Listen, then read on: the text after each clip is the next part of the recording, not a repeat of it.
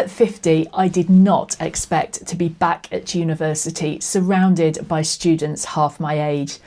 But here I am. Today I'm going to start a two-part story, and in this part one I'll cover how I became a really mature student and the unexpected benefits. And in part two I'll take a deeper dive into the challenges of learning new things with brain fog and how I learned to work with, not against it. If you're considering learning something new in midlife, then you should find this series helpful. 50 and beyond doesn't have to mean winding down. It can mean the breaking down of a few perceptions about potential. Now, all good stories should start with a grainy flashback because we need a little context. So let's go back in time by 18 months. I had to retire from my old career as a doctor on the grounds of ill health because I developed a chronic eye condition, and this left me drifting and lacking in purpose. After all, being a doctor isn't just a job, it's part of your identity. I found early retirement fantastic with respect to my body and physical health, but not my mind. Frankly, I got pretty bored pretty quickly. Stuck at home alone felt like watching paint dry. It turns out there's only so much intelligent conversation you can have with your cats. I signed up for a health coaching diploma, which was brilliant as it gave me a new skill and allowed me to set up my own very part-time business.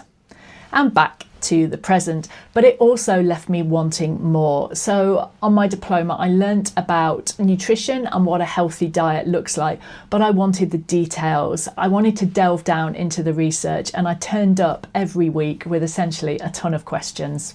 Now, a good friend on the course, and if you're ever watching this, you know who you are, and thank you.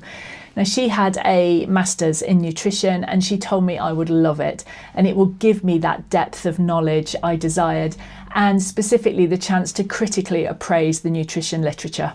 And in response, of course, I found pretty much every excuse under the sun. I won't have time. It's too expensive. My eyes won't cope. They won't let me onto a course because my first degree was so long ago, and the classic, I think my brain is too old to learn new things.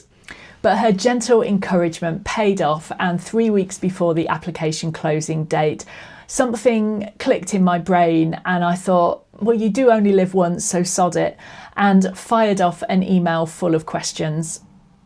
And here we are 6 months later, and I'm studying for a part-time master's over 2 years. But it's not been without its challenges. There's about 200 hours of self-directed learning for each module on top of the lectures. And then there's the tech. oh, the tech. It was only week one and I asked a librarian, where are all the books? Because it genuinely just hadn't occurred to me that everything is digital. It's been a really steep learning curve. I mean, gone are the days of library index cards and queuing for the Hall of Residence payphone. Now it's all online databases and virtual learning environments. My younger self would have probably laughed at the concept of being able to access global research with a few clicks of a mouse. Now, I'm no Luddite, but I did have to ask for help from the library getting to grips with some reference management software, and I have genuinely never felt so ancient. Apart from the time in a branch of Leon in London when I couldn't order my dinner on the touchscreen and had to be bailed out by the young lad behind the counter and was completely mortified and felt about 103. But here's the unexpected twist. This technology isn't just there to trip up the uninitiated, such as myself. They're powerful learning tools and they make a degree accessible to someone like me with a chronic illness. So transcription software allows me to dictate my assignments, and screen reading software reduces the amount of time I have to spend looking at a computer screen. So all of this technology is basically like an equalizer, levelling the academic playing field. Plus, the university has a really lovely team who deal with people with print disabilities just an email click away, and they can take an academic paper and increase the size of the font so it's easier for me to read and print it out, which again reduces my screen time. And yeah, it's fantastic. My eye health was my number one concern prior to applying, and I've been blown away by the level of support because it's allowed me to do something that I thought was impossible.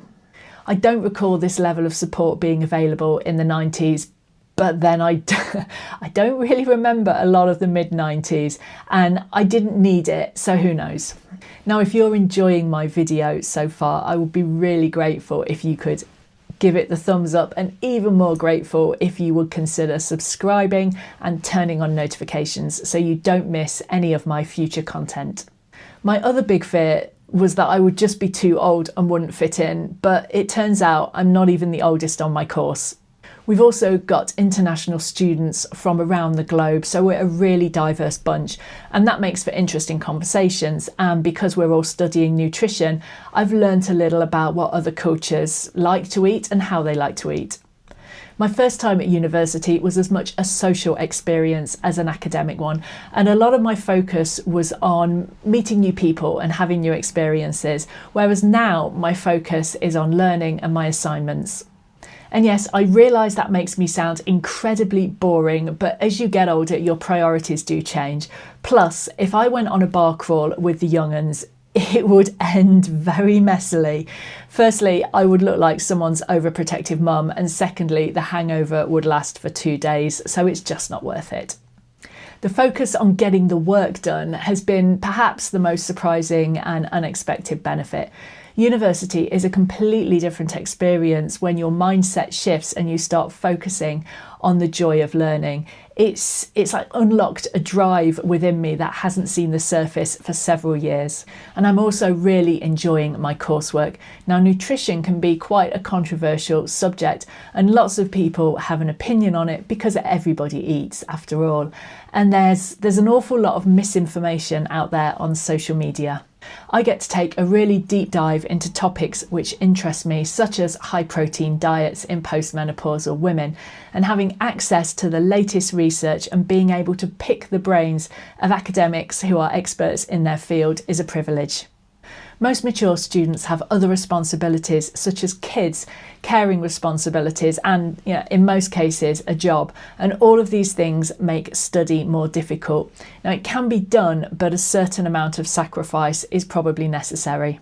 And again, this is where the skills of the midlifer come into play, because we are used to juggling all the balls. And I worked had a busy NHS job for 24 years, and if it taught me anything, it taught me how to prioritise. So I've found it pretty straightforward getting my assignments in on time. However, my advice if you're considering higher education is to be really realistic about your time and the pressures on it. Just don't take on too much and think you can wing it, because all it will do is end up making you stressed.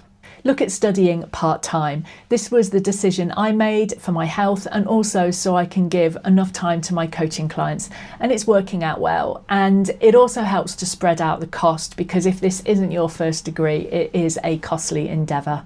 Which brings us to the challenges of learning itself, specifically of passing exams when your brain feels foggy and your processing power has been turned down a notch.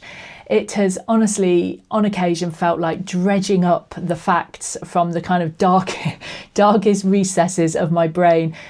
It's a little akin to raising a really old and battered shipwreck off the seabed. It's a big topic, and as I said at the start of the video, I've got quite a lot to say, so I'm going to make a dedicated part 2, and that will be available next week. In the meantime, if you've ever thought about learning something new in midlife, be it a hobby, a language or a degree, let me know in the comments, and let's prove that personal growth has no age limit. And if you'd like to think about your vision for the next 5 years, check out my video about the power of over 50s women, and I'll see you in the next one.